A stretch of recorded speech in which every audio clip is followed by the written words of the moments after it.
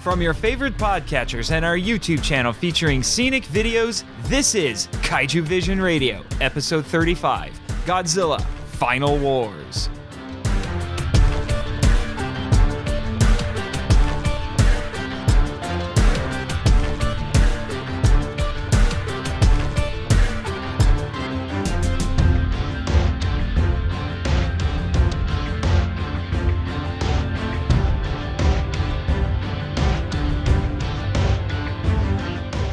Hello, G-fans and kaiju lovers, and welcome to Kaiju Vision Radio, a podcast about the appreciation of giant monster movies and discovering their historical and cultural value. I'm Nathan Marchand. And I'm Brian Scherschel. And today we will be talking about the final entry in the Millennium series and what would end up being the final entry in the Godzilla series for at least 10 years, Godzilla, Final Wars. Yes, we have finally hit our first internet age Godzilla film. Very, very different and interesting, and this is our second outlier of the Millennium series besides GMK. And even this is very different from GMK. Very. Our related topic for this episode is Abenomics. But first we have our original, signature, 5-minute film description. Take it away, Brian. You're listening to Kaiju Vision Radio. Godzilla is an angry force of nature. The protagonists release him from his icy prison to fight the Zillions. He's had a long-standing feud with humanity because they made a terrible fire that burned the land. Earth kaiju controlled by the Zillions include Rodan, Anguirus, Zilla, King Caesar, Kamacuras, Kumonga, Ebirah, and Hedorah. Manda appears before the Zillions do and is killed by the Gotengo. The Zillions also control Gigan, a sadistic cyborg kaiju, and Monster X/Kaiser Ghidorah, a malicious space monster. Mothra benevolently protects Earth from the Zillions. Minya is a friendly baby kaiju trying to find Godzilla and keep him from attacking humanity. Shinichi Ozaki is a compassionate and proficient mutant soldier in the Earth Defense Force, fighting the Zillions and trying to free his fellow mutants from their control.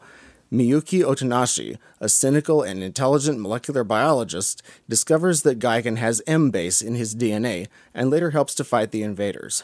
Captain Douglas Gordon is the gruff, battle-hardened commander of the Gotengo, determined to defeat Godzilla and later the Zillions. Miyuki's sister, Anna Otonashi, is an observant and intrepid reporter who discovers that Zillions are masquerading as humans. The violent and elitist Kazuma is Ozaki's fellow mutant soldier who wishes only to embrace his instincts to fight. The controller of Planet X is the evil leader of the Zillions, intent on conquering Earth to harvest human mitochondria for food. There's a moderately high intermix between the kaiju plotline and human plotline. While the characters are at first preoccupied when battling the monsters, the Zillions take center stage for most of the second act. After that, the humans fight the Zillions by fighting the kaiju or enlisting their help in the conflict. The protagonists attempt to solve one problem with another problem, by freeing Godzilla and guiding him to the Zillion mothership. After Godzilla defeats Gigan, he neutralizes or kills kaiju controlled by the Zillions on his way to Tokyo. When Godzilla arrives, the Zillions summon a second Gigan and Monster X to fight Godzilla. Mothra joins the fight and sacrifices herself to kill the second Gigan. After the Zillion mothership is destroyed, Monster X morphs into Kaiser Ghidorah and attacks Godzilla, draining his life force. The problem is solved when Ozaki transfers his Kaiser energy to Godzilla to restore his strength. Godzilla then eliminates Kaiser Ghidorah. Minya arrives and stands between Godzilla and the protagonist to plead for him to forgive humanity. In response, Godzilla walks away and returns to the ocean. The screenplay by Isao Kiriyama and director Ryuhei Kitamura, from a story by Wataru Mimura and producer Shogo Tomiyama, is a somewhat complex story with multiple characters and several subplots, but everything is connected and comes together by the end. The film had a budget of 2 billion yen, approximately $20 million, some of which was Kitamura's own money, making this one of the most expensive Japanese Godzilla films. And it shows. Special effects director Eiichi Asada once again made extensive use of practical tokusatsu effects, suitmation, puppets, marionettes, etc., over CGI for most of the film's 14 kaiju. All of the suits look excellent, especially Godzilla, Gigan, and Monster X. The monsters' sizes were scaled up to create less detailed miniatures to save money, but the work still looks quite good. The mostly effective CGI was limited to the insect kaiju, kaiju in flight, and ships and airplanes. This was the first movie in the Godzilla series to be made using video technology instead of film, which may have reduced the quality of the picture. This is a light film with a moderate amount of gravity due to its potent themes and the serious threat posed by the Xiliens. Even with all of the over-the-top sci-fi trappings, or perhaps because of them, it's a fantasy film. Like GMK before it, this is an outlier in the Millennium series.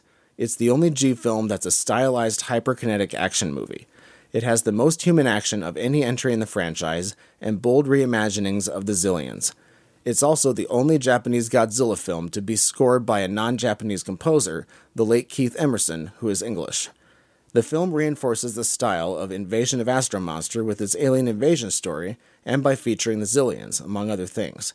Likewise, it's essentially a remake of Destroy All Monsters.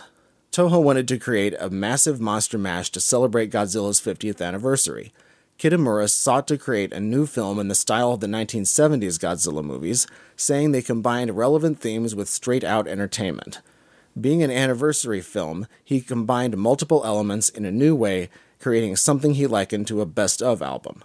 Unfortunately, the film underperformed at the box office. After its world premiere at Grauman's Chinese Theater in Los Angeles, it was released in Japan December 4, 2004, grossing an unprofitable 1.26 billion yen, or about $12 million, and selling only 1 million tickets thanks to competition with Howl's Moving Castle and The Incredibles. Sony released it in the US on DVD in 2005 and on Blu-ray in 2014. It's received mixed reviews from fans. There are many forces at play. Fate versus free will is debated by Kazuma and Ozaki, the former saying that mutants were born to fight, and the latter preferring to protect others. Generational conflict is seen between the Xilian commander, who prefers to use peaceful and clandestine methods to conquer Earth, and the young controller, who prefers swift and outright displays of power. The M organization trains mutants as soldiers to attack kaiju. The Xiliens deceive humanity with a hologram of the meteor Gorath and disguise themselves as human leaders to form the Space Nations. The most prominent theme is a statement first made by the Shobijin to Ozaki. You have evil inside you, but you can choose what you become. Ozaki reassures Miyuki that she isn't useless and that her knowledge will be needed after the war. Kazuma, moved by Ozaki's compassion, sacrifices himself to bring down the alien mothership's shield. While fighting the controller, Ozaki says, "We're not cattle, we're humans," speaking to human dignity. Thanks to the intervention of Minya, Godzilla chooses to forgive humanity for the wrong they committed against him. This concludes part 1 of the podcast. You're listening to Kaiju Vision Radio. Part 2 of the podcast will be our opinion and discussion of the film that we are covering this week. Although, Brian, I think we're both going to be pretty nice to this one. We've talked about this movie just like we've talked about all of these movies, in a huge amount of detail and degree off of this podcast as well. But yeah, I really like this overall. I only have a few complaints. It's pretty good. Something like this is a lot like the other Millennial movies. They needed to be made. I unabashedly love this movie, which I'm sure if I was playing the odds, about half of our listeners are probably thinking you're crazy and the other half are saying right on. But ever since the first time I saw this, I have just thoroughly enjoyed it.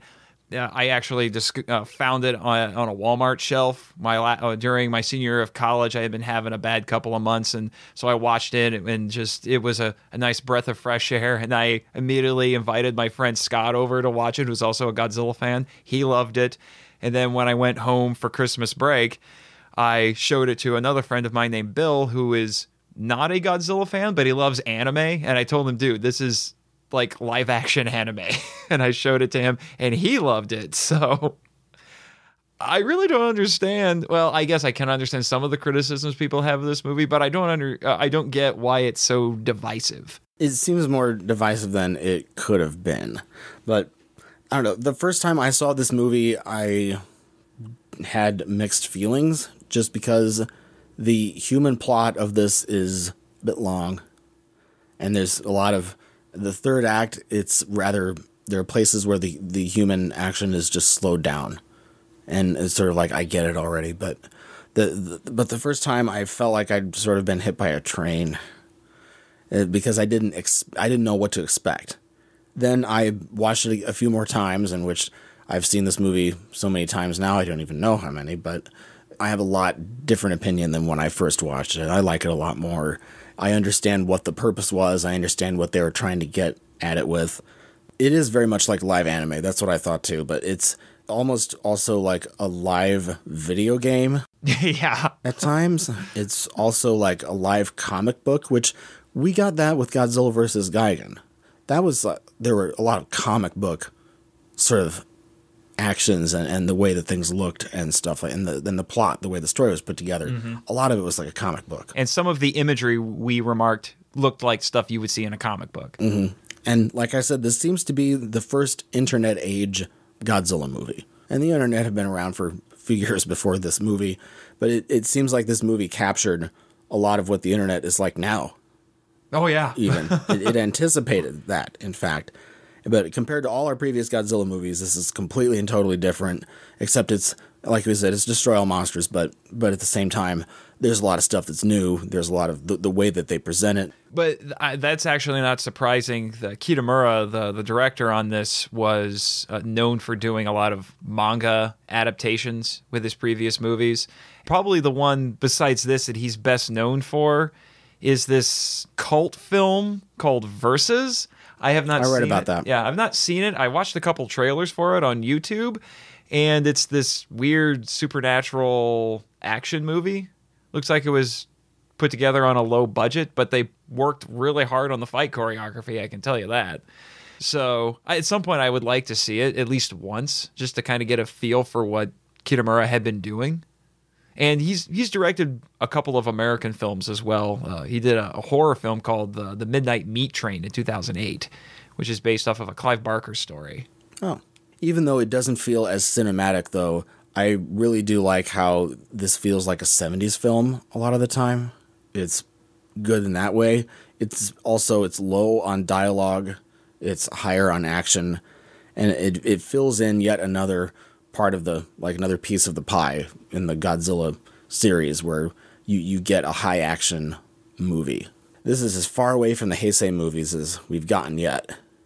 Yeah. Too. And and you notice there aren't any original monsters from the Heisei series in this at all. They talked about doing Destroyer or something, but then they didn't. Yeah, and that's no surprising because Kitamura was a huge fan of the Showa series, in particular the 70s era, because he didn't like the movies from the 80s and the 90s because he thought that they got away from being both straight up entertainment and having relevant themes in the films. So I feel it seems like he thought that the Showa series, in particular the 70s movies, strike the best balance between the two. And there's one thing that probably nobody is going to call this movie, and that's boring. Oh, no. This movie's not boring. And it's just like the 70s movies. A lot of them are, practically all of them, are much more on the entertaining side. There's a lot of action, explosions, fires, all this stuff going on. But there's a lot of stuff happening. There isn't just a lot of plot elements hanging around that's like, oh, that's an interesting idea. And then it moves on to something else in the next scene. It's more coherent. Despite how crazy it gets.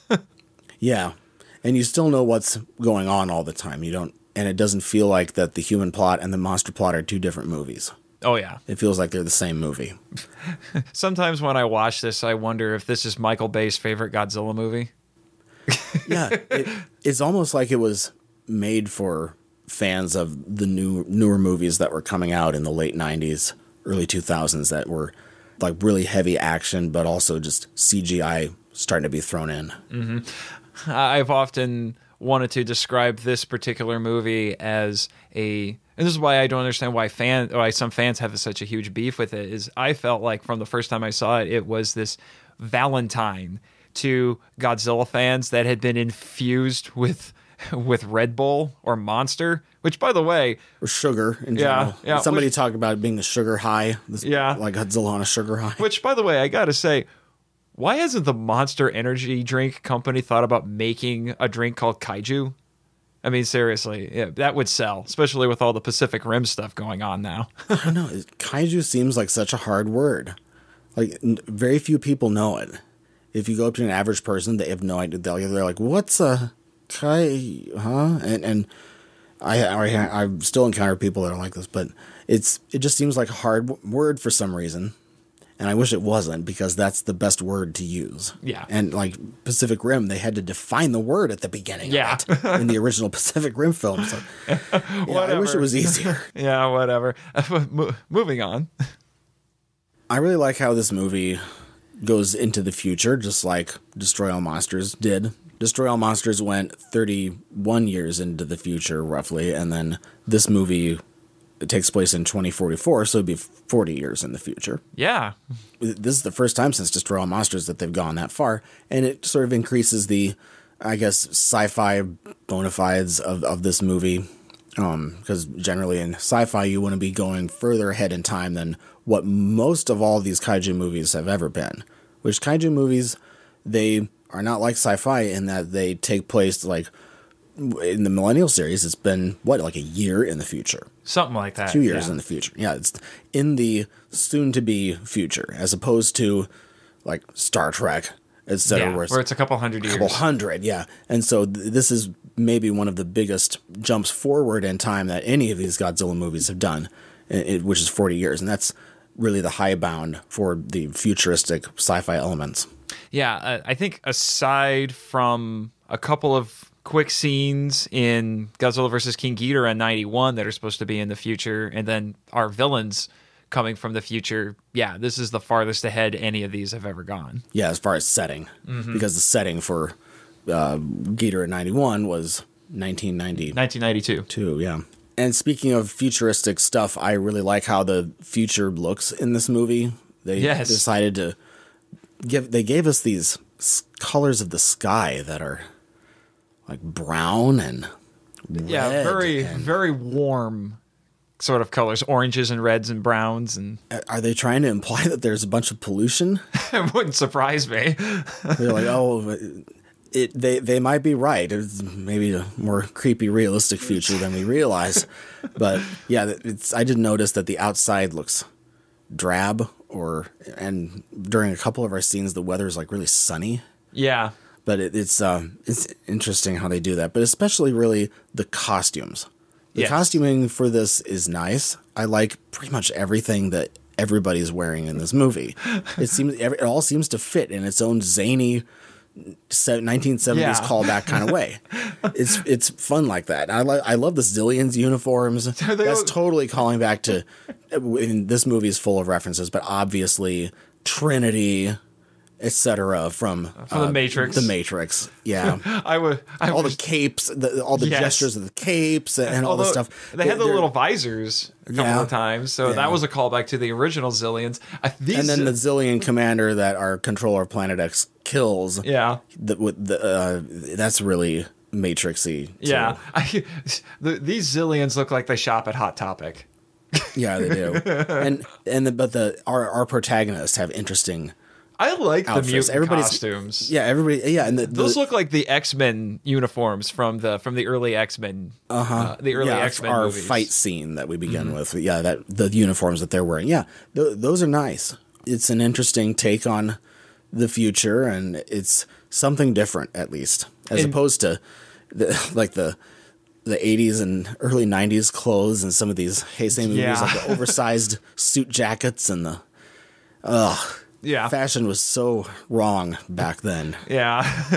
But anyway. and as with several of the women in these Godzilla movies, the Miyuki has a really snazzy jacket the second half of the movie. That glossy red, like bright red jacket. Think of I it. love that thing. I didn't even think about this in the references. I don't know if you had it on your list or not, but did Blade Runner come across this one? Actually, now that I think about it, the clothing especially. Yes. The clothing. I hadn't thought of that. Like remember the raincoats that they wore in Blade Runner? Yes. In '82, you know how much of an influence that movie had with that movie fashion. That movie had an influence and architecture on everything. But I just now thought of that. That's what that costuming looks like. Huh. Wow. Okay. But it still looks good. Hey, if they were imitating Blade Runner, then go for it. Yeah. If you're going to imitate something good. Yeah. One indication that you can tell Kitamura is a fan is that he spent some of his own money on this movie. Yeah. That's the mark of a true fan right there, and it showed that he really believed in what he was doing. Oh, yeah. I can't think of... There aren't very many directors who would be willing to do something like that. And I applaud him for doing it. It's not, like we said with a couple of these movies, it dared to be different. This dared to be different. And they didn't end up making all the money back. And so it's a true sacrifice on his part. And every once in a while, you want to take a risk and you want to spend some money on something. And this is one of those movies that if you're going to spend extra money on, make it this one. Yeah. I wonder, though, if, much like the other finale movies, we'll call it, if this one underperformed when it was released, but then people either discovered it or learned to appreciate it more later. I feel like that's been a common trend with a lot of these. This is the one that people get a hold of on the internet or whatever. You know, they either download it or it's on-demand cable, or if it's on, however, or if they can stream it, if it's in a streaming library, however they're able to do it. This is one of those ones that I'd be glad if they got a hold of this, and because maybe it'll get them more interested in the Godzilla universe as a whole, and because this movie is cheesy on purpose at times, and it's entertaining in that way. I feel like the Americans can relate to this movie much more strongly than they can relate to a whole lot of other movies in the entire franchise. The opening scene where the Gotengo is fighting against Manda, we get that moment when Don Fry is there as captain, and then he is simply speaking English. And then the Japanese speakers, which is everybody else, they're all speaking Japanese. He understands their Japanese. They understand his English. And it is perfect. That's really how you should be doing all of these movies from here on out. It doesn't make any sense, I guess, if you're thinking that it's, if you want to put yourself inside the movie or whatever. But the thing is, would we really have them using universal translation software? No, because it's a movie and it's not real and people are watching it. And so why would we dub him, or why? Like Nick Adams in Astro Monster. Yes, because I feel like if they had done this in Astro Monster, it would have been great. I wish there was an edit of this movie, of Astro Monster, that was like that. Yeah. Instead of me having to decide, do I want to listen to the dub or do I want to listen to the Japanese? Because I want to hear Nick Adams. Yeah, and I don't want to hear Nick Adams dubbed, and I don't want to hear the Japanese dubbed. And so I want the best of both worlds, and that's what this movie gives us. And it makes total sense. Also, if this guy is working with the Japanese all the time anyway, he's going to understand them. Mm-hmm. And plus, it takes place in the future. I would think that there would be more use to this than any other time. Yeah, well, and there's precedent for doing a technique like this. Watch any of the Star Wars movies. All the human characters are speaking English and all the aliens speak in whatever their language is. Even in the original Star Wars movie, I'm thinking of the scene between Han and Greedo, and Han speaking English.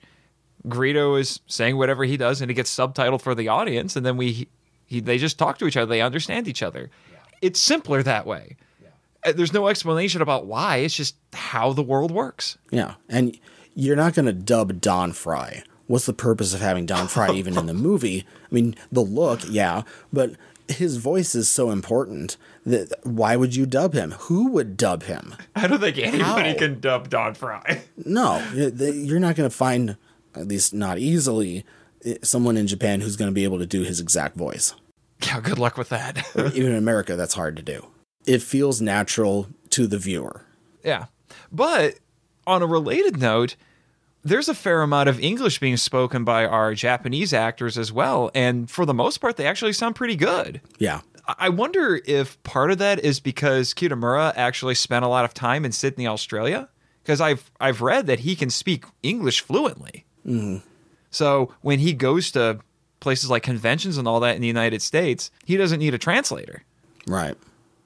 The soundtrack in this film is really different. We've had some techno stuff before, but this is in a whole other realm compared to those other techno tracks that we've had. It sounds modern. Very modern. For the most part, bringing back the regular Ikefube music wouldn't really work with this. You want something that's more current. And then plus, and so Keith Emerson's music was great. The other God music, rest his soul. Yeah, the music that the other Japanese composers made mixed in well with it, and the music from Sum 41. That's the most unprecedented thing in any of. Now it fits in the scene that it's in. Absolutely, it does. And why was it put in there? This is sort of this whole movie in a way is a shout out to the Americans in a lot of ways. And Westerners. Yeah. There's a lot of elements in this movie that I think would be very appealing to Americans and to Westerners. And I attribute that, again, to Kitamura spending a lot of his formative years in Sydney, Australia. So I think he has a better grasp of what appeals to people outside of Japan. And the things that they would want to see. And the things that they'd be interested in. And movies that they just saw. Which would include stuff like The Matrix. X-Men, yeah, all of these movies that were in the collective American mind, because the American collective mind of movies is so extensive and so vast, to say the least. The main reason, though, why they put Sum 41 in this is because Sum 41 was pretty popular in Japan. Oh, really? And yes, some music, it transfers over to Japan. Some music transfers over better than others. I like how this movie integrates Atragon and Gorath, even just a little. It's nice to reference them. Gorath, especially, is one of my favorites of Japanese tokusatsu. It's nice to have a callback to that. And then, of course, Atragon with the look of all these Gotengo style, all these Atragon style ships. And I love that thing. They look great. It's better than just yet another submarine. Let's integrate something from the Toho universe in instead. Let's make them fly too. Oh yeah, sure. The Gotengo is one of the coolest sci-fi vehicles ever. I mean, it's the future too. So yeah, absolutely, integrate this in, and it works perfectly. I mean, come on, the Gotengo is a flying submarine with a drill on the front. How cool is that?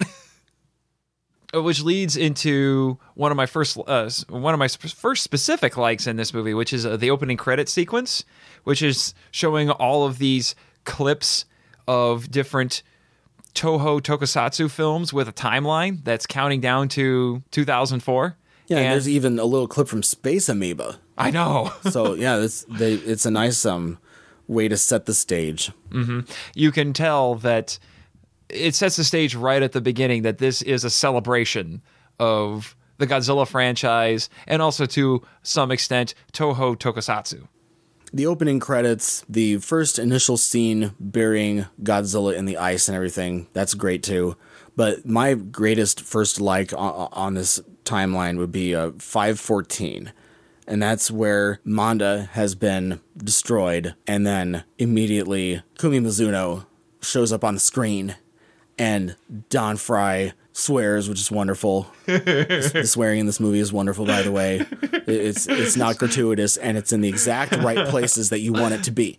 That's the thing with swearing is if it's in the right place and it comes off perfectly. And if it's the right actor, yeah, which it definitely works with Don Fry. Then he tells her, keep your mouth shut. And all this, and she pounds her fist a little bit on the table, and she's furious, and it sets up the comedy, it sets up the characters really well. You want to hear something cool? That character that she plays, her name is Akiko Namikawa. Yes.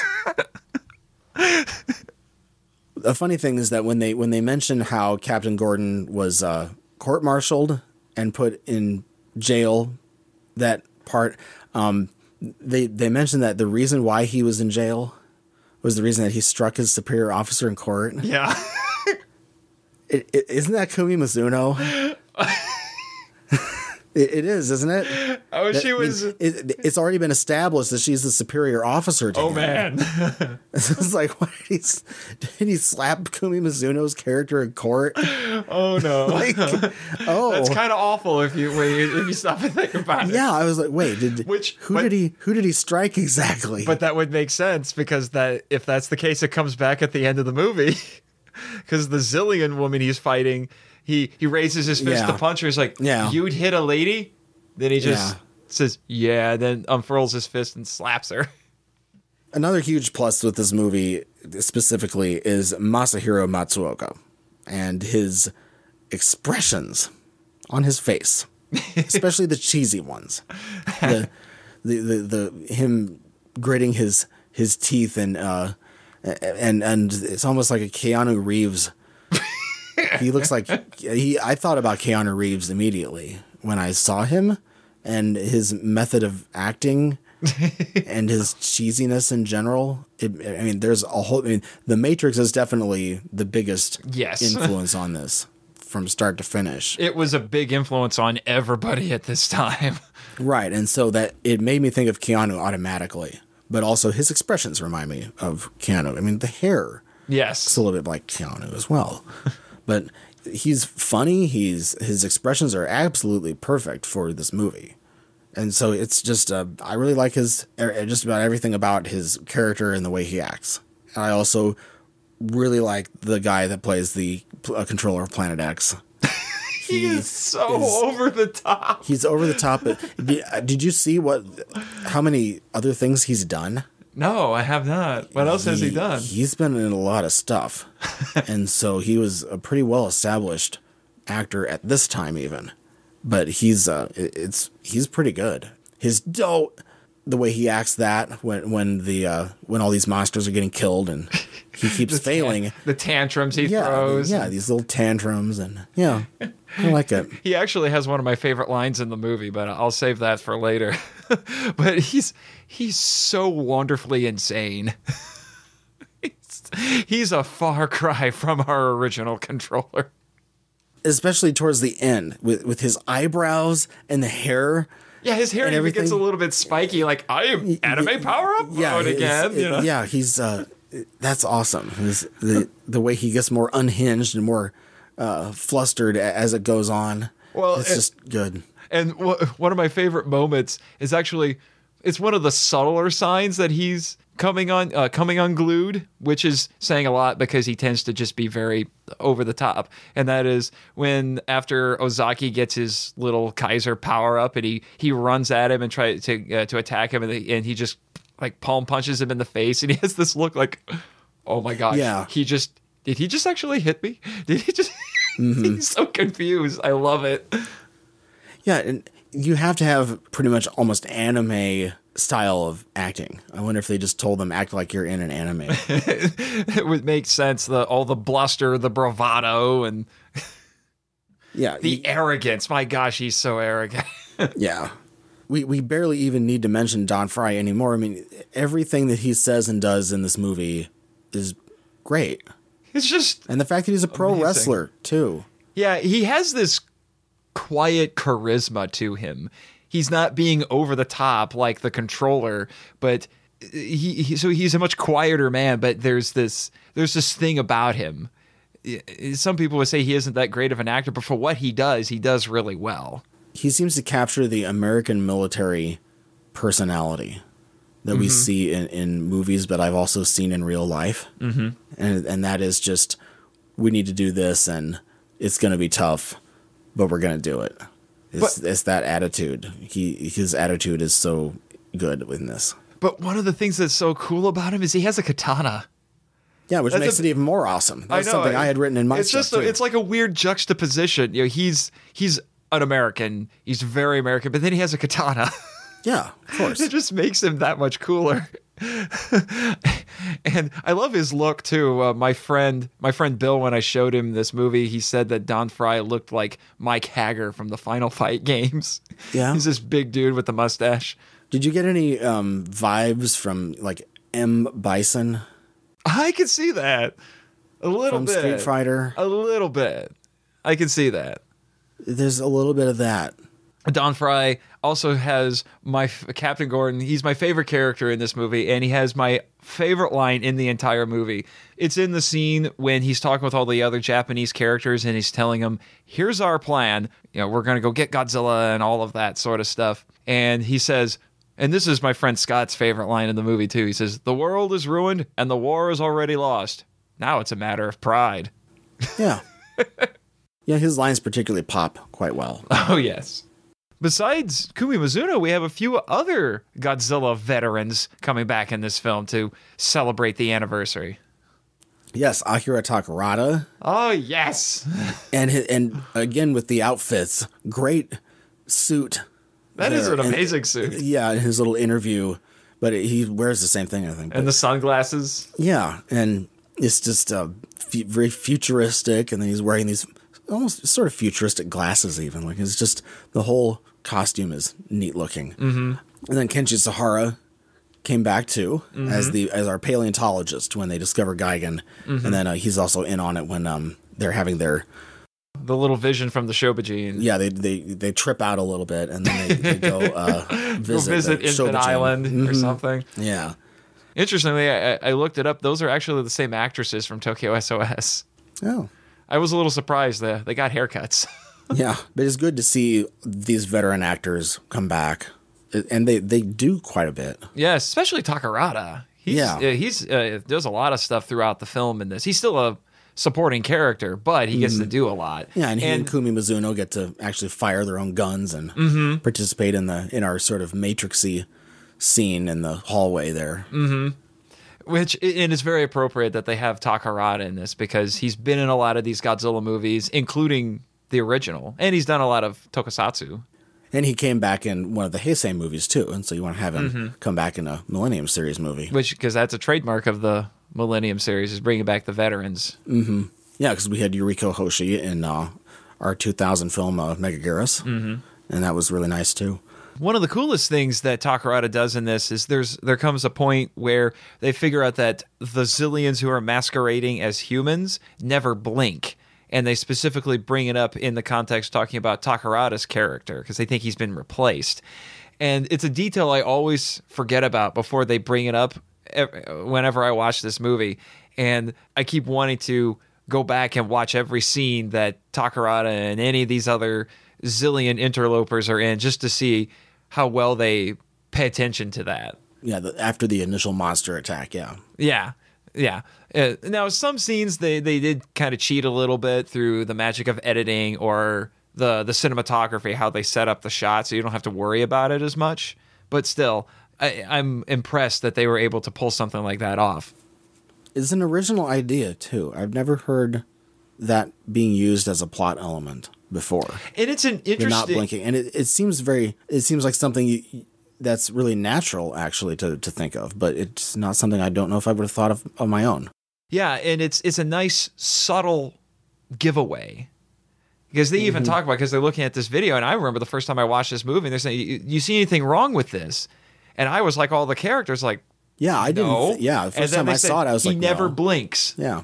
It's like, oh, yeah, and clever movie, clever. And they even made sure that the audience was on the same page because they said everybody does, even if it's not very often, they still do. Mm-hmm. You know, some people blink more often than others, but it's still something that everybody has to do. Yeah.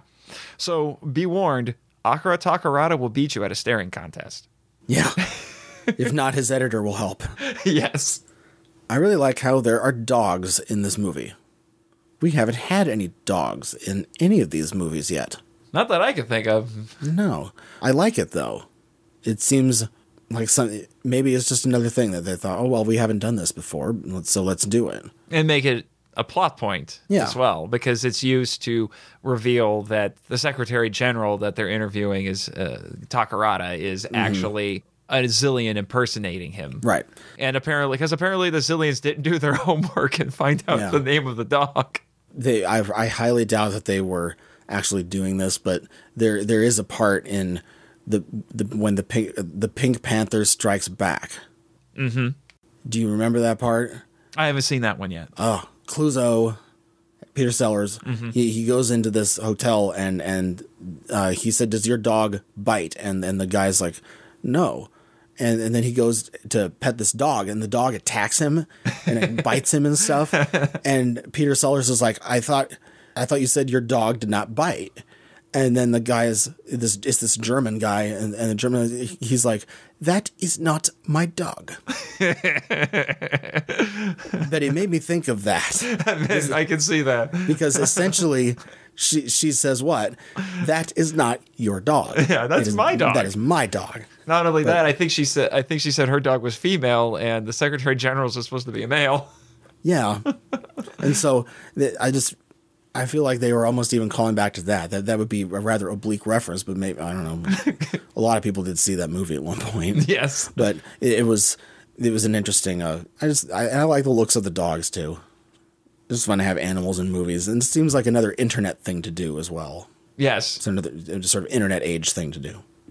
At about 51-54, and that is when our big showdown is happening between the Xiliens and our protagonist for the most part. And then that's where the mutants, their allegiance is changed.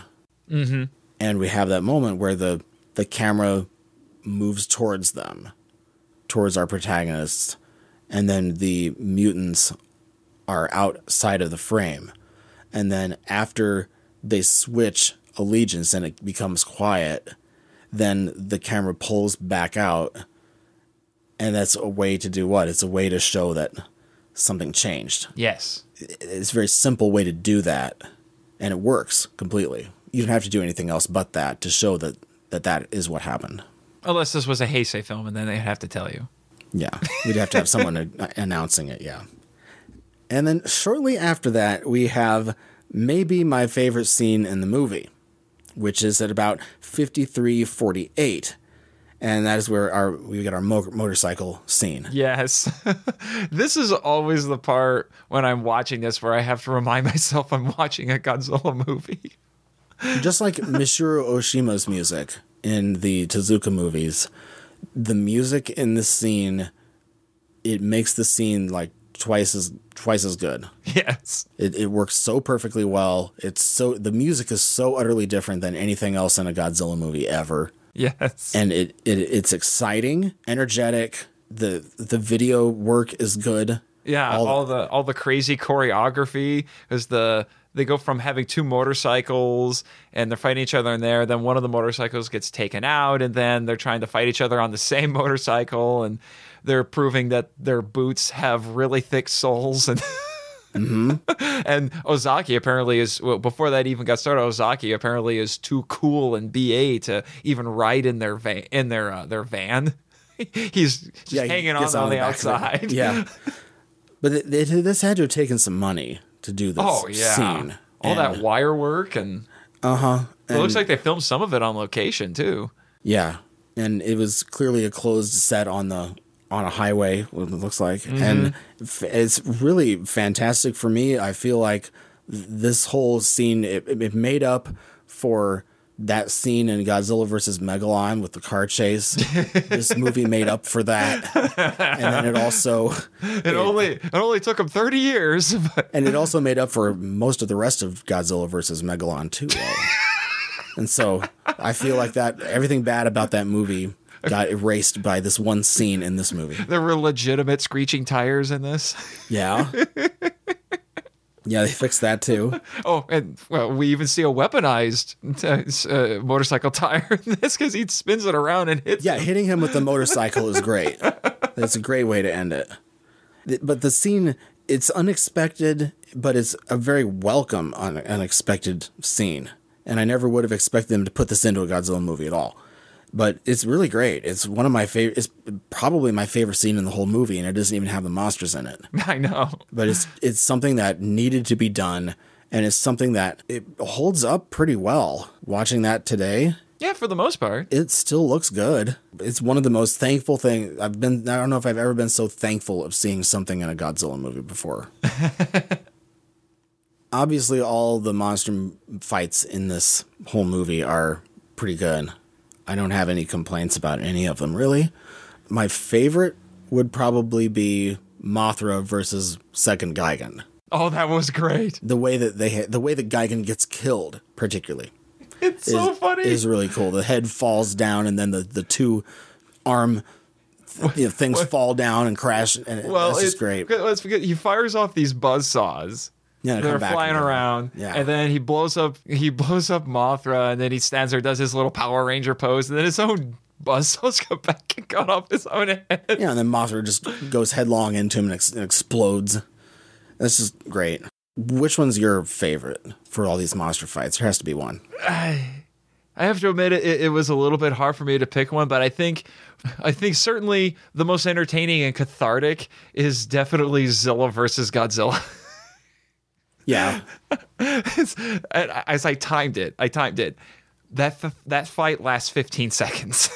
And it was definitely made for the fans, the diehard fans that didn't like Godzilla 98, which if you heard our Godzilla 98 episode, then you understand our opinions on it. Yeah, and that one, it cracks me up so much because they intentionally make Zilla CGI. I even wonder if maybe they make the CGI look a little bit bad on purpose, and then had Zilla, because Toho took the god out of the name, because you see, he took the god out of Godzilla, have him fight Godzilla, who is Tom Kitagawa in the suit, and it amounts to Zilla jumps at him, Zilla tail whips him, he falls into the Sydney Opera House, he blows it up. Mm-hmm. And then it's followed by another one of my favorite lines in the movie, which is the controller throwing this tantrum, and he says, this is the perfect cherry on top of this, and he says, I knew that tuna-eating monster was useless. Mm-hmm. I'm just like, you put that's there for the fans. I've joked with you before off the air about how I had this funny image in my head of the Japanese Godzilla relaxing at some sort of resort, enjoying his retirement from filmmaking, and then Zilla calls him up to rag on him about how so much cooler he is, and then the Japanese Godzilla realizes how terrible of a movie that he made, and they start bantering back and forth, and he says, fine, we'll settle this like kaiju. 2004 Sydney Opera House. And then it happens, and then we know who the real king of the monsters is now. Definitely, there's no problems with that. There's no lack of clarity. And I kind of wonder if they even tried to impugn this Godzilla even more, because it seems pretty well implied that Zilla ate people earlier in the movie. Right, yeah. So he's not eating fish, he's eating people. So it's like, we're just going to try to make this Godzilla look as unlikable as possible so we can just kill him and no one will care. We have I think some really cool reimaginings of some of the monsters in this. In particular, some of the stuff they do with your boy Gigan is just absolutely insane at points. That might be the best, most meticulously designed one, the most detail. Yeah, all this movement and they really reimagined it well. Especially when they give the Gigan his upgrade and he has the chainsaws. Yeah. I remember the first time I saw that, I'm like, oh my gosh, are you kidding me? But it fits in with the rest of this insane movie. Yeah, it fits in with all the 70s stuff. Like, Gigan is perfect to have in a movie like this. Yeah. and then we get our new Ghidorah. He's not King Ghidorah, he is Kaiser Ghidorah, which I guess means he's an emperor, because Kaiser is the German word for emperor. And it's a four-legged Ghidorah, which is interesting. They had done that in one of the 90s Mothra movies. There's another version of Ghidorah that had four legs, but this is the first time I've seen it in a Godzilla movie, which made it look really interesting. It looks stabler than the previous versions of Ghidorah. Yeah, and it's important that, especially with this movie, it's important that the actors are able to move around in the suits, which is one reason why the suits look the way they do. Mm-hmm.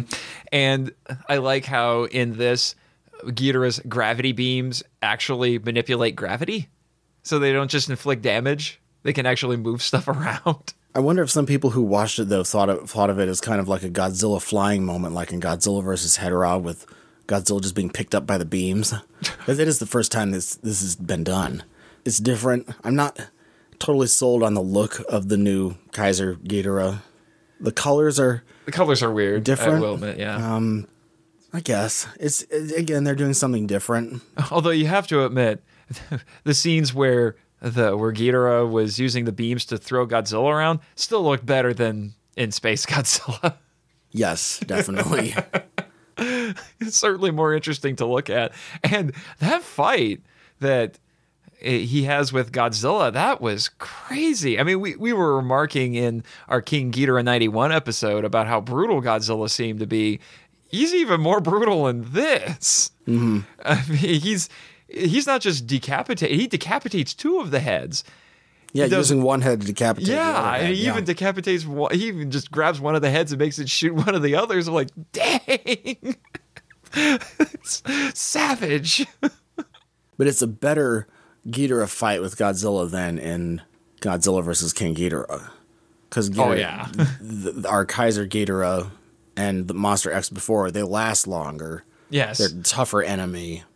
And so it's definitely Godzilla's toughest enemy in the movie, which that should always be the case. Yeah, he was the final boss. Yeah, it's just like a Japanese video game. Yeah, just like a Japanese video game. And they were going off of some of the video games with this, the actual Godzilla video games, which they integrated parts of that in. And just like they integrated in so much stuff from the Showa series and all this other stuff that they keep calling back to. The only reason why they didn't have Mechagodzilla in this was because the previous two movies had him. Yeah, and so that's the only reason why they didn't have that. So, but that would have been yet another 70s aspect of the movies back in it. But yeah, the new suits for all of these kaiju, they look pretty good. It all mixes in quite well. Mm-hmm. And I heard that this was one of Tom Kitagawa's favorite suits to work in because it was lighter, and this was the only one he ever wore where he could actually move his head. Yeah, so he could actually look around. Mm-hmm. So it's kind of like the Batman costumes for a long time. The actor inside the suit couldn't move his head, so they coined what they called the Bat turn, which he kind of just move his whole torso to move around. And then when they got to the Dark Knight, finally he was able to move his head. Do you think that the Godzilla suit from this one or the previous movie looked better? I'm not 100% sure because I like them both. I'm more on board with the way the Godzilla looked in the Tezuka movies. I can understand. I can understand though that obviously this Godzilla is going to look different in this movie because they need him to do different stuff, be more physical, etc. And if you're going to make it out of lighter material, then that is going to box you in a little bit as to how the monster looks in the final product. So I'll give it that. Well, it's not like I think it's ugly or anything. I think it looks quite good actually. But the ironic thing is that this Godzilla is 100 meters tall, just like the Heisei movie Godzilla, but he can move around a heck of a lot better. Yeah. So I feel like the scaling was just something they did so they knew how big to build the miniatures. Yeah. And they decided to not even bother just making him more massive because you can't make a movie like this and have a slow pondering Godzilla like the Heisei version. And obviously the wrestling and the other physical stuff is great. There need to be more of that rather than just beams all the time. And so I'll applaud the movie for that for sure. Some of the fight choreography in this is just so crazy. It's entertaining. Very entertaining. I mean, it's the Showa era on steroids. Yeah. I think one of my favorite fight moments in this is when Godzilla is fighting Rodan, King Caesar, and Anguirus, and they have this point where it looks like they're parodying soccer. Yeah, because they start kicking around Anguirus, who can ball up like an armadillo in this, which is new. And there's even a point where Godzilla looks like he's jumping to the side, like he's trying to block a shot in a soccer game. Mm-hmm. Yeah, it's great. I just love how outlandish the whole thing is. Let's be honest, this is the best Minya has ever looked, and this is the best Minya's ever been used in any of these movies. Probably, yeah. Because he doesn't look like some, as one guy, as I heard one guy put it, he doesn't look like something that MacReady would turn a flamethrower on in John Carpenter's The Thing. Yeah. And he actually makes a nice little contribution to the story. That's probably one of the more extraneous things in this, all the shenanigans that he gets into. It's odd how we keep getting thrown back to it, and how that might actually feel like a different movie. Yeah. Come to think of it. Because that feels probably the most extraneous compared to everything else. Yeah. With him interacting with the kid and his grandfather. Now, it gets paid off at the end. I'll give him that. But it still feels a little bit odd getting there. Everything after our Kaiser fight in our mothership takes place. All the stuff as soon as Kumi Mizuno and Akira Takarada come back, everything after that is great. All of the fighting and all of the gun battle and all of this, it's well filmed. It mixes in with the kaiju action really well. It's fun to watch. It's just exciting. Along with that, the final shot that we have in this movie, I do think harkens back to Terror of Mechagodzilla, because we have Godzilla swimming into the sunset. Yeah, it's triumphant. Yeah, it's an bookend. Attempt, yeah. Nice little bookend. And even the closing credits are interesting because it's showing clips from the movie, but if you pay close attention, there's actually a few deleted scenes in there. Yeah, some more of the Hedorah stuff that they deleted, yeah. Mm-hmm. There's more Hedorah stuff, because Hedorah barely makes a cameo in this, but when you watch the credits, you can see a few more shots of Hedorah. We get a whole series of scenes that are with regards to the reaction to the Zillions being, visiting. We get this media circus mentality. Yeah, they show us a Japanese television show that has this panel of people who are talking about the recent events, and you get several different viewpoints on it. There's a couple of them on there. I think they're supposed to be scientists, so they're looking at it from a scientific point of view. Some of them are talking about how this is going to change our culture. And then there was a woman on there who's just talking. Pop star. It was like a pop star. Yeah. It's just looking at it from that sort of an angle, more of in a pop cultural sort of sense. But the important thing is that they get caught up. Mm-hmm. They get caught up in the excitement, and they don't think. Mm-mm. And there's like two people in this that actually think. Mm-hmm. Like the one scientist is like, "You're all nuts." Yeah. Do you realize what's going on? And they're like, no, it's all great. We finally made contact with, but that is probably what would happen, because there would only be a few people that would actually be the voice of reason here, and they'd be drowned out by all of the noise. Mm-hmm. And that's what I feel like. That's what is being conveyed here. The other thing is that Takarada's character, there's the assassination attempt. Mm-hmm. That is one thing that would possibly happen, is that if you have a world leader like this just totally in the tank for this mysterious alien race that appears that we know nothing about, and they just want to cooperate with it, that would alarm people. Yeah. That would alarm people. It would scare people, because not everybody's going to say, "Oh, how nice," when we make contact with aliens, if we ever do.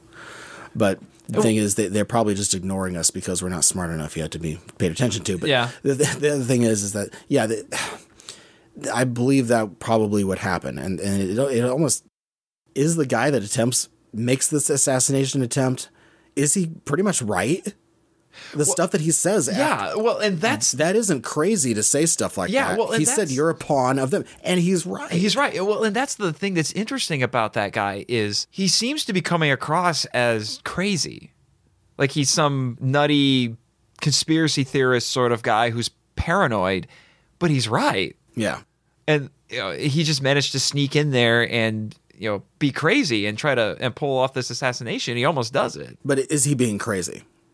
At this point, he's probably, you could argue he's not, because he's right. Yeah, he's right. And from that position, if you have somebody who's that in the tank for all this stuff, that make a lot of people suspicious. Yes, and I think they would have every right to be. And there would be a lot of people saying, at least spend some more time figuring out who these people are and what they want, because when aliens visit, they want something. Yeah, which is actually in some ways not unlike what happens in Astro Monster as well, except in that one they just get delivered an ultimatum.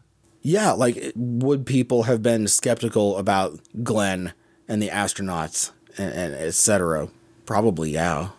But it's an interesting plot dynamic to have that. But the media frenzy is just this assassination attempt is almost within the context of the media frenzy. Yeah.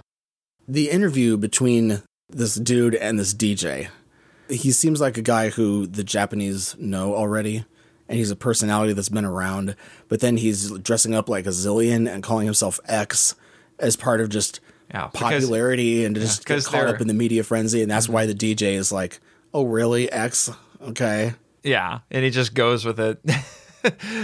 It seems like the sort of thing you would expect, because there would be people who would embrace the aliens as these new paragons of culture or something, and they would mimic how they dress. And yes, all this media circus stuff, it seems like a big cautionary tale.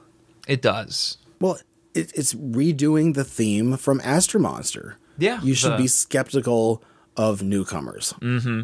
I really appreciate that in a movie that is as insane and over the top as this is, that there are scenes like this in the movie to help give it a little bit of grounding. Yeah. Gives the movie a bit more substance. Yeah, you have to undergird all of this insanity with something. Yes. And they do a good job at that. And the themes that they have are big themes, but they're not necessarily full of meat or whatever, but it's at least you're getting your point across well. Yeah. And I know some of our listeners may take umbrage with me saying this, but in a lot of ways, I actually do think Final Wars is better than Destroy All Monsters, in particular because the characters in Final Wars are much more memorable, I think, than in Destroy All Monsters. Final Wars actually has clearly stated themes, whereas there really wasn't a whole lot of that going on in Destroy All Monsters. Destroy All Monsters was just action. Yeah. And this was a little bit more, there's probably a little bit more undergirding this actually than there is Destroy All Monsters. One way that you can tell that it's 2044 is because that might be how long it takes for us to get a Japanese Secretary General of the United Nations. Maybe not even then. You'd probably have to create the space nations first in order to get a Japanese Secretary General. And that worked out so well. Yeah, exactly. That's another funny thing about this. Well, let's get our few negatives that we have out of the way here. First, I'll ask you a question, Brian, since we talk about this a lot. What did you think about the length of this movie? Because this is, outside of Godzilla 98, this is the longest Godzilla movie so far. It's 125 minutes. I feel like somewhere in there you can take 5 minutes off. It might be difficult though with the way that the story's progression is from one point to the next. It's if you take out part of that, it might end up not working. Yeah, I mentioned earlier that the scenes with Minya and the kid and his grandfather seem a little bit extraneous, but then it pays off at the end. So, I mean, if you took those scenes out, it would come out of nowhere. Right. You can't have that. Yeah, and you certainly shouldn't. I don't think you should cut anything in the monster fights. They're already can't do that. Yeah, there are already fans who complain that they think that the monster fights in this are too short, which I'm not sure is a fair criticism because there's actually some really short fights in some of the Showa films. But yeah, one thing I would say as a negative is the fact that this movie was videoed rather than filmed. I've seen the Blu-ray for this as well as the DVD, and there's no difference in picture quality between those two things, but also it seems fuzzy, but it's just the fact that it was videoed doesn't help the picture quality overall, and upscaling it does nothing. I understand that it's cheaper to do video than it is to do film, but I can tell that that's how this movie was made. Did you see that one of the criticisms of this movie is that the tone of the movie changes too much? Yeah, I've heard about that. I understand where they're coming from on that. I believe the Minya stuff might be the most the biggest thing that throws it off. Definitely. It's not like, I don't believe this movie has a chronic problem with the tone changing back and forth too much, but there is some. Yeah. Do you know how many times the controller of Planet X says cattle? I lost count. 10. Oh, you counted? Yes. It must be his favorite word. It appears to be. And I have the timestamps too. I was timestamping Oh my as I went gosh. through all this. I'm not going to give you them, but it is 10. And then our protagonist says it once when he says, "We're not cattle, we're humans." Yeah. And so that's more of a response than it Yeah. is bringing it up on its own. Yeah. I feel like you could have removed 5 of those, but I don't know. It does It's get a not a- little excessive after a while. It's slightly grating. Yeah. We talked about in the previous episode about how good the CGI looked in Tokyo SOS, and I have to admit that there are points where the CGI in this was, not all of it, but there were points where it was less impressive. In particular, when Kazuma's flying that fighter plane into the mothership, I was a little disappointed because I was thinking back to the fighter planes in Tokyo SOS, and they looked better. Yeah. It might end up just being a negative for me for that whole scene. This is the only time that I've seen Godzilla consciously mimic Star Wars. It took a very long time for the Godzilla series to do this finally. Mm-hmm. I hope that that's all that there is. Yeah. Just Although 'cause I want Star Wars in my Star Wars. I don't want Star Wars in my Godzilla. Although I did like the music in that sequence. That was pretty cool. Yeah. To transition from our sort of few negatives that we had about this, that where we do understand some of the fans about why they feel what they feel about this movie and not being totally positive, but I don't believe this is a negative or a positive. But if you do notice how other cultures are treated in this movie, particularly the scenes when the monsters appear the first time, and we have our global attack. We have some Interesting. stereotypes going on. And Yeah. the thing is, though, even though they make fun of stuff a little bit and they use stereotypes, they do make fun of themselves as well. Mm-hmm. Which is, so it's all on an even playing field, which I'm glad about. Because if they had just had stereotypes and not had... What I'm particularly thinking of the Japanese making fun of themselves is the couple watching television. Yes. And they're so like non-reactive to everything. Yeah. And the alien pops out of there and they're like, "Oh." And I thought that was kind of funny. Yeah. But the stuff that I thought was the funniest was our Canadian kid. And he's like got chocolate all over his mouth, and he's essentially like a little brat. He's a punk. He's a little brat playing with his kaiju toys all his day kaiju long. toys, and he throws one of them into the fire. I'm like, Which is what? Gamera. It was? Yes. He throws Gamera, and he calls it a loser. Oh. So you know what they were doing there. Oh, jeez. But yeah, the Canadian one's rather unflattering. Yeah, it's unflattering. I'd rather be the dude in the mobile home park in Arizona, the American. I'd rather be that guy in that stereotype rather than the Canadian stereotype. Yeah, and it's just all I can think is, what kid would destroy one of his own action figures like that? I mean, I wouldn't have, but It was very bratty. yeah. Very bratty doing. So, Yeah, but the funniest one for me though is the New York scene. That's all I keep thinking is, do the Japanese really think this is what New York is like? It's how has this scene aged? Other than taking place in New York, there's really, I feel like either this has aged badly, or perhaps this scene has aged perfectly. And that it is actually more accurate now than it may have been in 2004. it almost Because New York City isn't known for capital V violence now. no. Other cities are, some cities, but also the tension between African Americans and the police. Yeah, actually, I hadn't thought of that. Oh my. Yeah, with Black Lives Matter, et cetera, all the attention over the past few years that has been going on. Oh, boy. It made me think of that. It was rather inescapable to think of that. Otherwise, I'm looking at that thinking, this looks more like something you would see in a 90s movie. And originally, these two actors, the cop and our Our punk, our pimp, yeah, whatever you pimp want to call essentially. him, The two guys, they were trying out for opposite parts, and then they were switched. Huh. So it was actually the white dude who was, yeah, Wow. yeah. And I thought, oh, Okay. Huh. Interesting. But yeah, that scene particularly is very interesting. I still found it funny. It's probably not quite politically correct, but it was still funny. They were going for funny. Yeah. Funny little observation. You get to the end of the movie and they're trying to get the Gotengo out of the mothership before it explodes, and that one guy falls over and breaks his shoulder. Mm-hmm. So he was the pilot, and he says, I can't do it. And he tells Miyuki to do it. I wrote in my notes, Miyuki doesn't get to pilot the Gotengo for very long, but she still does a better job than Emi did in Mecha Ghidorah. Yeah. And all she did was back the ship up. Mm-hmm.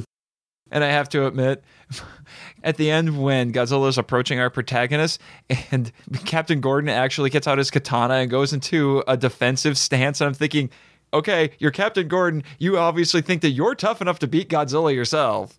Yeah. I'm not going to stand in your way. Because you're Captain Gordon and you're that cool. Yeah. And now to close out part 2, since we here at Kaiju Vision Radio love MST3K so much, you mentioned that your favorite fight scene was Mothra versus Gigan. And yeah, specifically Gigan getting completely wasted. Yeah. And then when I saw it, I wrote out what I thought could potentially have been Mothra's last words as she does her final run on Gigan there. And I thought I would share them with you and the rest of our listeners. My apologies in advance if you don't like puns. All right, so we have, this moth is on fire. Surprise, mother trucker. Burn, baby, burn. I regret nothing. Flame on. I'm not quite dead yet. You're fired. This is for Godzilla versus Megalon. And then finally, Fukuda sends his regards. Yeah. Yeah, in case anybody didn't know, that Fukuda was the one who created Gigan. Yes. All right, enough of this nonsense. Let's move on to part 3. You're listening to Kaiju Vision Radio. In part 3 of the podcast, we discuss an issue or issues that were either going on at the time the film was released, or they were brought up by the film itself. And for this episode, we chose Abenomics. The issues that brought on Abenomics were going on economically at this point in time in Japan. Abenomics itself was not implemented until several years after this, but since we have such a huge gap between movies, we felt it was important to bring up some stuff that was going on in the interim. Yes, this is a very big gap.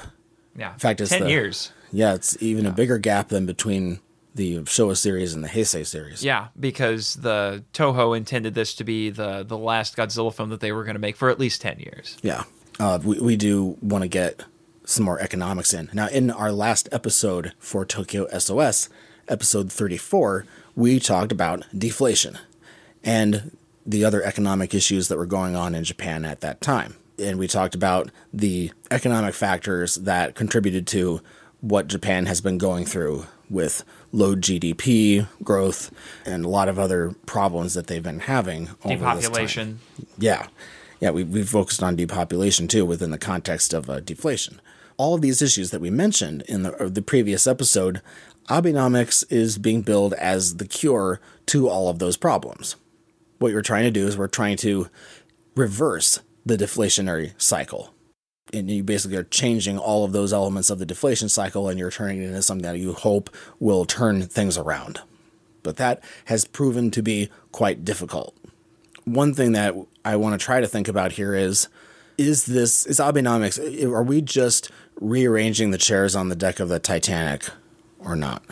I think that's a good question to ask, especially after the stuff we went over last week.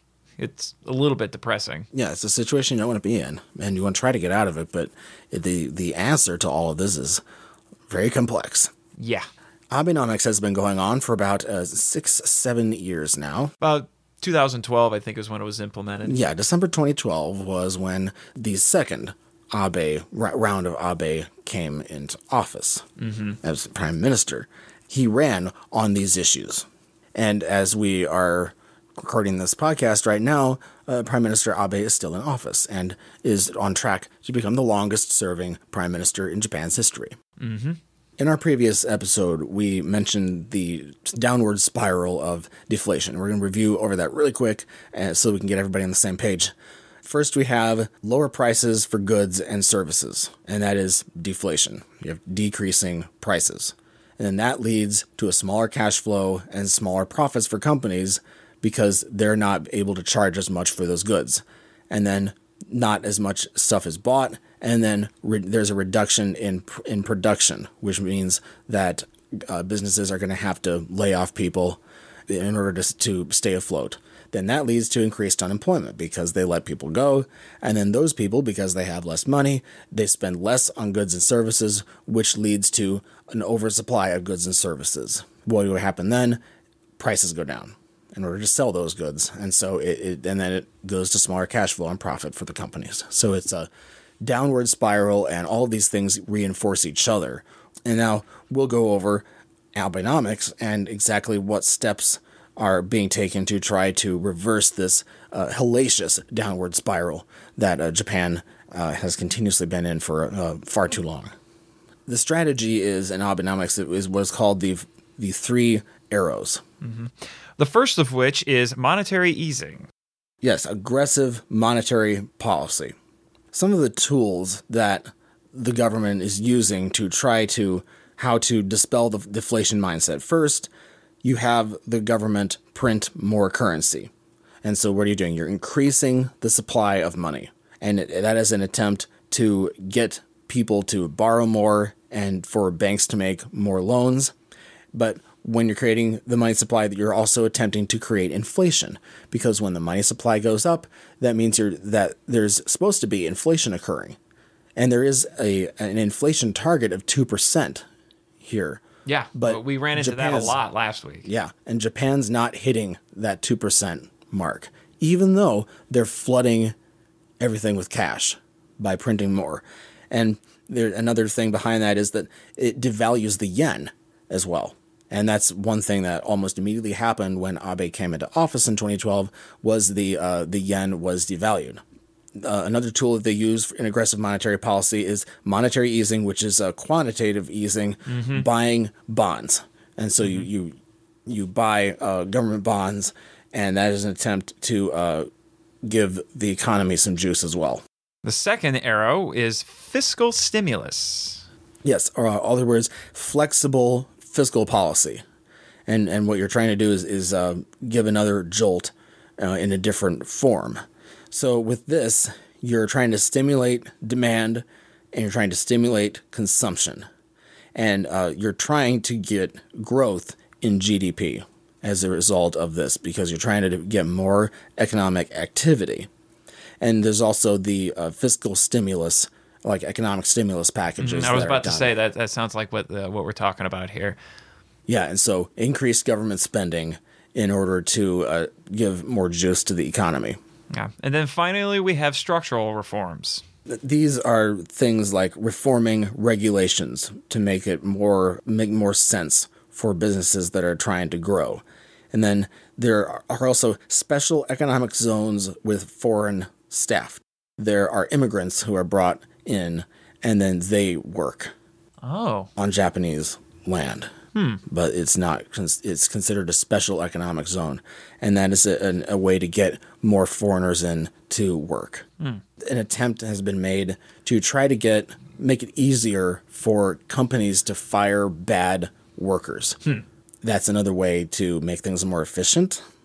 One macro thing that Japan is trying to do as well to create growth would be to join the TPP trade agreement, the Trans-Pacific Partnership. That's been in the news a lot lately. Yeah, and that is an attempt to create more free trade, which will make Japan more competitive in international markets. And so that's a way to increase exports. Going back to devaluing the yen, that is also an attempt to increase exports, because then Japanese products are cheaper when converted to other currencies. And so that's an attempt to boost economic activity in that manner. However, there are some significant downsides, possibly, to having these policies. The first one is, if you're going to devalue the yen, make your currency weaker, you're increasing your own exports, but what? You're making the imports a lot more expensive. Yes, one of those things would definitely be fuel. Yeah, well, that's a huge issue. Energy, because Japan has very little of an energy market of its own. So that makes fuel imports like natural gas, etc., coal, that it makes that more expensive. Mm-hmm. And other things that the Japanese have to import, it makes those products more expensive. It undermines economic activity. With fiscal stimulus, that's a problem too, because even though you're aggressively spending to try to give more juice to the economy from the government spending effort, what is the downside of that? You're creating more debt, which Japan has the highest debt to GDP ratio in the entire world. They're put in a position of, we need to actually do what? We need to increase government revenue and reduce spending. But if you pull back on government spending, then that hurts the possibility of creating more growth. Yet another catch-22 they find themselves in. By doing these economic stimulus packages and increasing government spending, they're actually hastening the possibility that the government will run into a fiscal crisis. Some of the information that we've found stated that a fiscal crisis in Japan would occur around the year 2020. We'll see if that is true or not. But that is not good news. No. And one of the methods that Japan has used over the last couple of decades to make this revenue is they've increased their consumption tax, essentially their sales tax. And it's gone from 3% to 5%, then it went from 5% to 8%, and now there are those trying to increase it to 10%. And that's been seeing a lot of opposition. It's a very popular issue in elections to say, if you vote for us, we won't raise the consumption tax. It's a big advantage for them to say that. They're going to get votes that way. Yeah. Because nobody wants a higher consumption tax. But the thing is, you have to try to cover the revenue shortfall with something. Mm-hmm. But it's extremely hard because there is a direct relationship in between raising the consumption tax and lower demand. Yeah. Which low demand is one of the biggest reasons why there's deflation in Japan, is because there's weak demand across the board. There's no lending. There's not as much borrowing. Things are stagnant. Things aren't moving around. The velocity of money in Japan, it's like off kilter. So people are not spending as much money, and in turn, they're not making the revenue. A long-term problem that Japan has had to deal with is decrease in wages, and particularly decrease in real wages.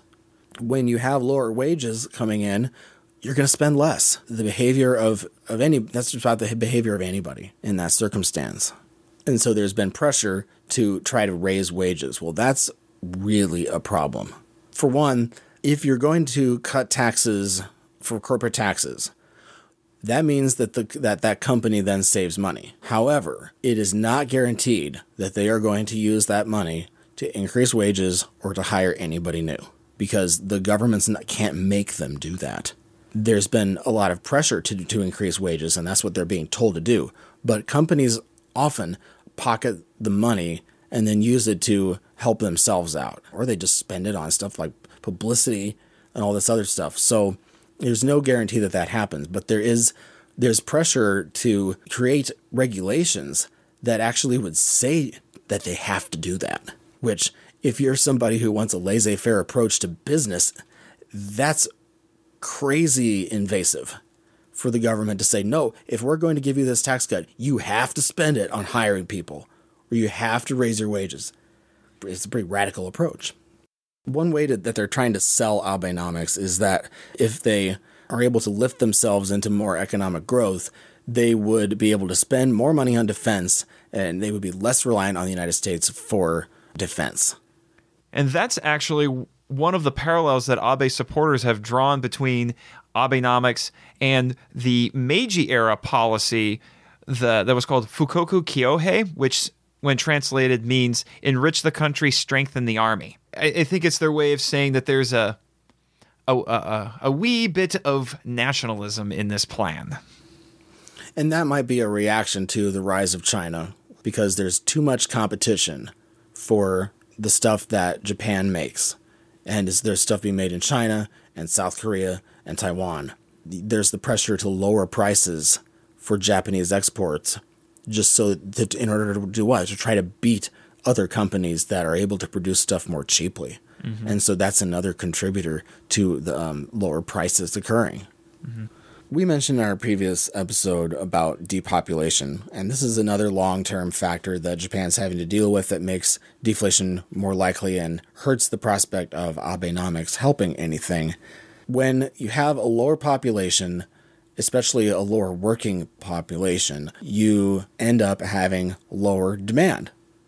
Because when there are less workers, there's less work. It's really that simple. And when there's a lower population, there's lower demand. Low demand is one of the biggest reasons why Japan is where it is now. It's just another headwind against the Japanese economy. The disaster that occurred at Fukushima is another thing that hurt the Japanese economy because very badly. It reduced Japan's ability to produce its own energy. And plus, you're making unemployed most of the people that worked at those locations as well. And so it increases the amount of energy that Japan has to buy from other people and other countries. And so it makes Japan more dependent on and at the mercy of energy prices. Mm-hmm. Which is something we've discussed in a previous episode. There's something to be said about the damage that raising the consumption tax does. It's a tax that everybody has to pay, no matter what class they're from and no matter what their income is. You're reducing equality in society by doing that. It's one major problem with consumption tax increases. The other thing is that tax increases alone can cause a recession. It's such a bad idea to raise the consumption tax, but there's so much pressure to raise it. And it's really darn if you do, darn if you don't. There's no good answer. Something I thought was interesting was old people in Japan who receive Social Security. They apparently just save a lot of this money. But the thing is, you would hope that as much of that money as possible is spent in the economy buying stuff. Mm-hmm. But instead, it's not really.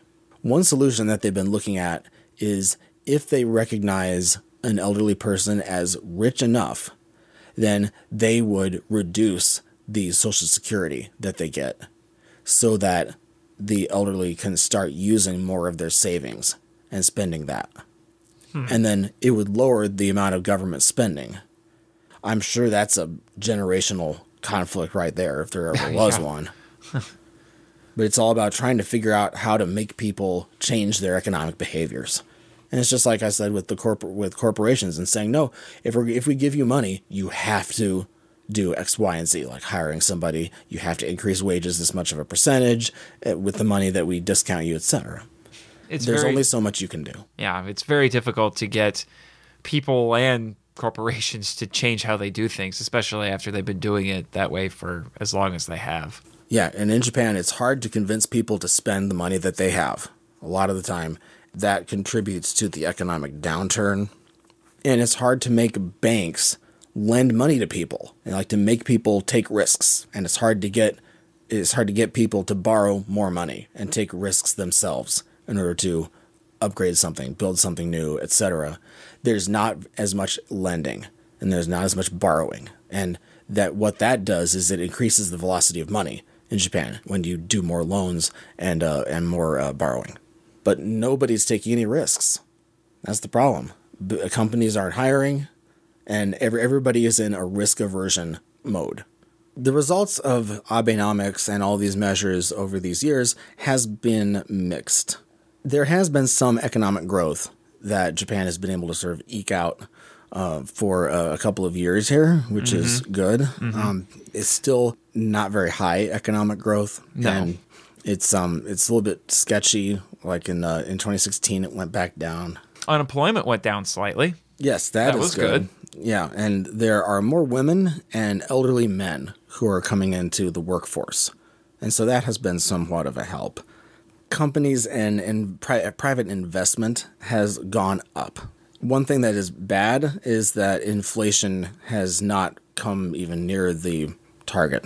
And so even though they're printing all this money, even though they're doing quantitative easing and they're increasing the money supply, all these things, devaluing the yen, that still has not created inflation. The tools that they have in order to create inflation have only a limited effect overall. And it seems like these tools don't work like they should anymore because they've been maxed out. There's been a debate about how possibly Tokyo has received more benefits of Abenomics than the rest of the country.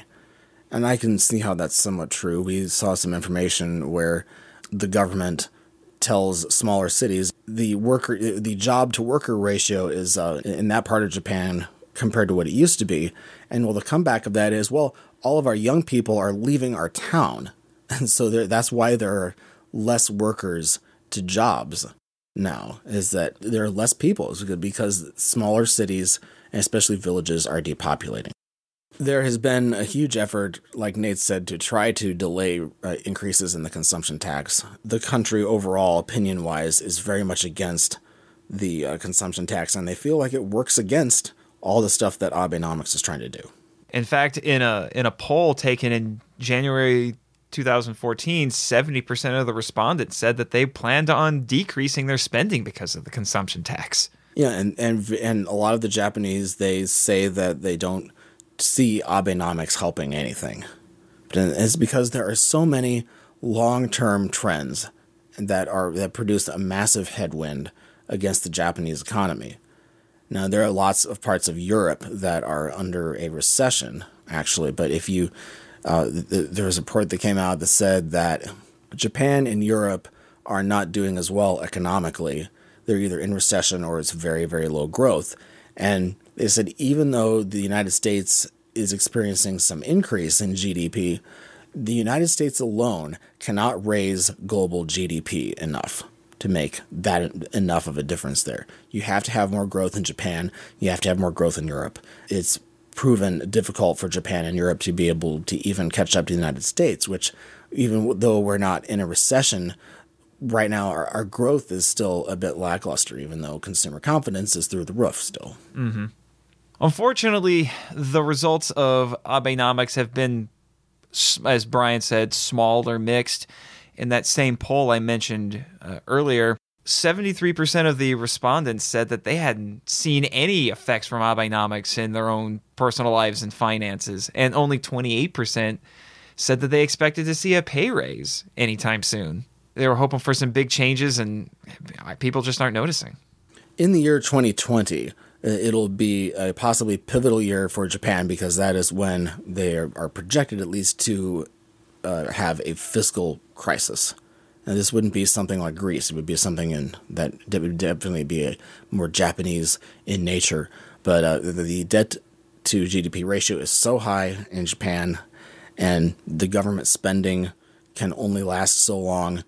And there's going to be a breaking point where there's a fiscal crisis and then possible measures of austerity, where there would be a big cutback in government spending and as well as possibly an increase in consumption taxes again. And so we're going to see a contraction of government spending, which that will be bad for GDP growth and it would also make people spend less. Now, if they cut Social Security and other measures like that in order to lower spending as well, they might have to do that. And so Japan is going to reach a point where they're going to have to figure out what to do. And it might be like an increase in taxes, a decrease in Social Security, and a continuance as much as possible of the economic stimulus packages. Just to try to keep putting more government money into the economy to try to get growth. But it's going to get difficult. And 2020 will be our Japanese Tokyo Summer Olympics. But it'll be a busy year in 2020, I'm sure. And Japan is in a very difficult situation. That's what we've attempted to get across as much as possible, and that way everybody has a sort of feeling about what the Japanese are going through. Even though they're the third largest economy in the world, they have a lot of problems. Japan is in a later stage of development than China is. When you get this late into industrialized, historical development, and you get all of the necessary government spending that bogs things down, and you have to figure out what to do.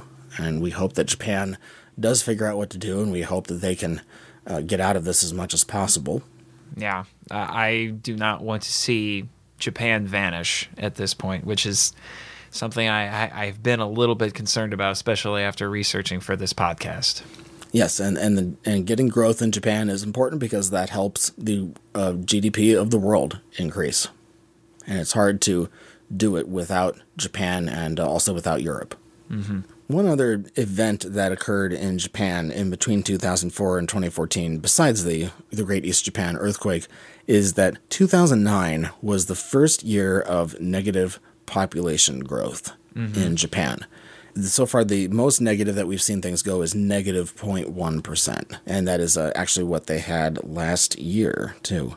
And so this is another trend. Even though it's not a massive depopulation, it is definitely the air is going out of the balloon. Yeah, and my concern would be that it's only going to increase as time goes on. It's small now, but it'll get bigger later, especially as the population continues to age. All right, one last thing before we move on is we got to get all those economic figures in the 10 years between movies. In 2004, the year this movie was released, Japanese economic growth was 2.36%, which is the highest since 2000. Not bad. In 2005, economic growth in Japan was 1.30%. In 2006, 1.69%. In 2007, 2.19%. In 2008, it was minus 1.04%. Ouch. Because of the worldwide economic slump and what is called as the Lehman crisis, a lot of countries got hit, and Japan, their economic growth was negative 5.52% for that year. In 2010, growth was 4.65%. In 2011, negative 0.45%. In 2012, 1.75%. In 2013, 1.61%. At least they bounced back quite a bit from the 2009 crisis that occurred, but still they cannot reach 2% yet, up to the point that we get our next movie. We would like to dedicate this episode to the great Akira Takarada, who for many is the Japanese Cary Grant. He definitely has an old Hollywood sort of vibe to him, except he's obviously from Japan. He was only 19 years old when he was in the first Godzilla movie playing Ogata. Mm-hmm. He went on to do 5 more Godzilla movies: the 1964 Mothra, 1965's Invasion of Astro Monster, 1966 Ebirah Horror of the Deep, or Godzilla vs. the Sea Monster, Mothra and Godzilla, The Battle for Earth, or Godzilla vs. Mothra in 1992, and in our movie today, of course, Final Wars. Mm-hmm. He was also obviously in 1956's King of the Monsters. Very good actor, and I especially loved this part that he did in this movie today. Yes. I really liked it. It looks like he was enjoying himself, and you know that any time that he's been in these movies, the fan base just loves it. Oh, yeah, they go nuts. And that's why you and I, and I'm sure everyone else, is looking forward to seeing him at G-Fest 25. Yes, in the wonderful city of Rosemont, Illinois, at the Crown Plaza Hotel. Mm-hmm. Next time on Kaiju Vision Radio, Godzilla returns to the United States in Gareth Edwards' Godzilla from 2014. And with that, we will say goodbye for now, and we will see you later for Godzilla 2014. If you'd like to get a hold of us and send us some feedback, we'd love to hear from you. Our email address is feedback@kaijuvision.com. You can also follow us on Twitter and on Facebook. Our podcast is available on Google Play, iTunes, Stitcher, Blueberry, TuneIn, Podcast Addict, our YouTube channel, and on our website, kaijuvision.com. Thanks to Audiophiliac for creating our theme and bumper music. www.fiverr.com/audiophiliac. If you like our podcast, please support us on Patreon. I'm Nathan Marchand, and I'm the podcast webmaster. And I'm Brian Scherschel, and I edited this podcast. Sayonara.